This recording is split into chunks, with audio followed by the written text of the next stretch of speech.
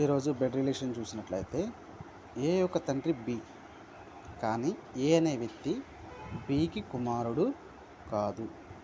ఏ యొక్క సోదరి C, C యొక్క భర్త డి, డి యొక్క కుమారుడు ఈ యొక్క సోదరుడు జి, బి యొక్క భార్య ఎఫ్. అయితే క్వశ్చన్స్: ఏ అనే వ్యక్తికి బి ఏమగును, సి అనే వ్యక్తికి జి ఏమగును, ఎఫ్ అనే వ్యక్తికి ఈ ఏమగును? వీరిలో ఎంతమంది పురుషులు కలరు?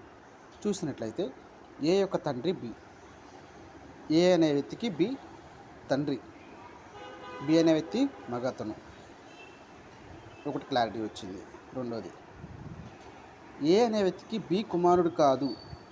బి అనే వ్యక్తికి ఏ అనే వ్యక్తికి బి కుమారుడు కాదు అంటే ఎవరు?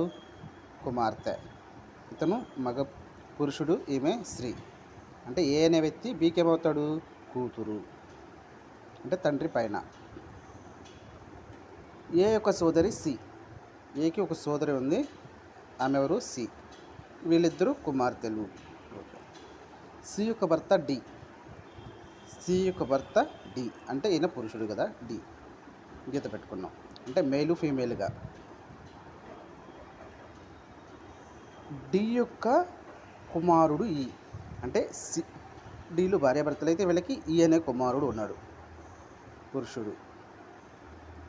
ఎఫ్ యొక్క సోదరుడు జి, ఎఫ్కి సోదరుడు ఉన్నాడు, అంటే అన్నా చెల్లెళ్ళు ఉంది కాబట్టి పక్కనే. ఎవరు? పురుషుడు. బి యొక్క భార్య ఎఫ్, బి యొక్క భార్య ఎఫ్. వీళ్ళిద్దరూ భార్యాభర్తలు ఈక్వల్గా. వీళ్ళిద్దరూ అన్నా చెల్లెలుగా, అక్కా చెల్లెలుగా. వీళ్ళు భార్యాభర్తలుగా, వీళ్ళు కుమారుడు. వీళ్ళకి కుమార్తెలు. ఓకే. చూసినట్లయితే ఏ అనే వ్యక్తికి బి ఏమగును? ఇతను బి కాబట్టి ఇతను ఏమవుతారు? ఈమె కూతురు. సి అనే వ్యక్తికి జి ఏమగును? సి ఎవరు? ఇక్కడ ఎఫ్ యొక్క సోదరుడికి ఏమవుతుంది? మేనకోడలు అవుతుంది.